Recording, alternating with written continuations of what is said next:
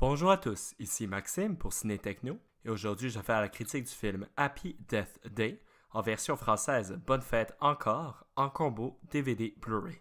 Le film est réalisé par Christopher Landon et met en vedette Jessica Rothe, Israël Broussard, Ruby Modine, Rachel Matthews, Charles Edkin et Laura Clifton. Il est distribué par les studios Universal Pictures et vous pouvez vous le procurer en magasin depuis le 16 janvier 2018. Teresa, surnommée Tree, est une jeune étudiante universitaire égocentrique faisant partie d'une fraternité où elle est peu appréciée.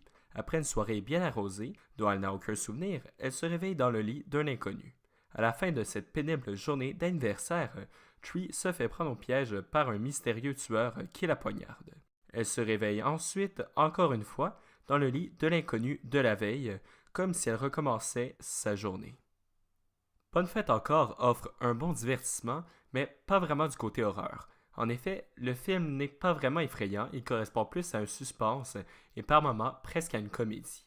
La meilleure façon de le décrire serait un croisement entre Le jour de la marmotte et un slasher movie.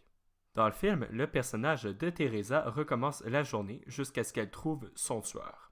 Il est assez périlleux de répéter la même journée pendant tout le film, mais l'histoire ne tombe pas dans la redondance.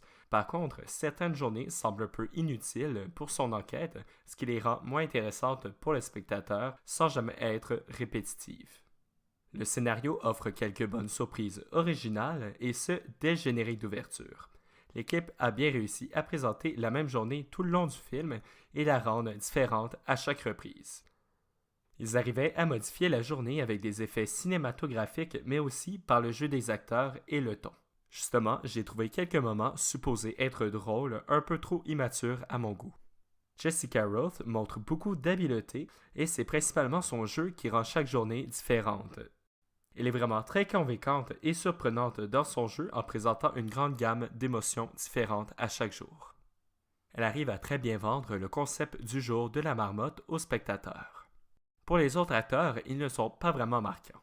Les décors sont assez secondaires, mais j'ai bien aimé l'esthétique de certains des meurtres. Je salue le travail de la réalisation, qui fait un bon usage du son, de l'image et des différents points de vue de la caméra. La qualité de l'image du Blu-ray est très claire et dynamique, les couleurs ressortent assez éclatantes, ce qui contribue à rendre l'image bien vivante.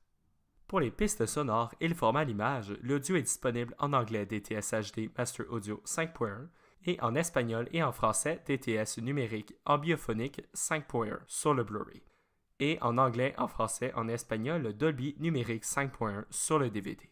Les sous-titres sont disponibles en anglais pour sourds et muets, en français et en espagnol.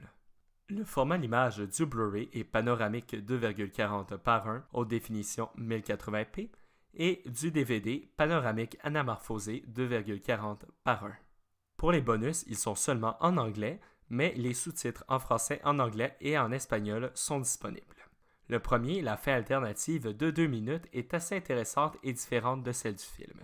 Ensuite, il y a les scènes supprimées et allongées, d'une durée de 9 minutes, que j'ai trouvées plutôt sans intérêt et qui apportent rien de plus au film. Ensuite, Worst Birthday Ever, qui dure 3 minutes, dans lequel le réalisateur et les acteurs parlent du défi que le film a représenté pour eux. J'ai bien aimé avoir leurs commentaires. Le suivant, Behind the Mask, The Suspects, qui dure 3 minutes également, est intéressant et explique le choix des différents suspects.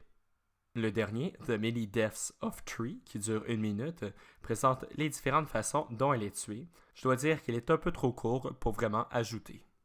Pour conclure ma critique, Bonne fête encore représente un bon divertissement pour un public qui n'est pas à la recherche d'un film d'horreur épeurant. J'ai trouvé l'idée de mélanger le jour de la marmotte et un suspense intéressant, mais le film n'est pas toujours constant. Je vous recommande néanmoins d'y jeter un œil s'il vous intéresse, mais je ne crois pas qu'il vaut la peine d'être acheté. C'était Maxime pour Ciné Techno. Merci beaucoup et surtout, bon visionnement.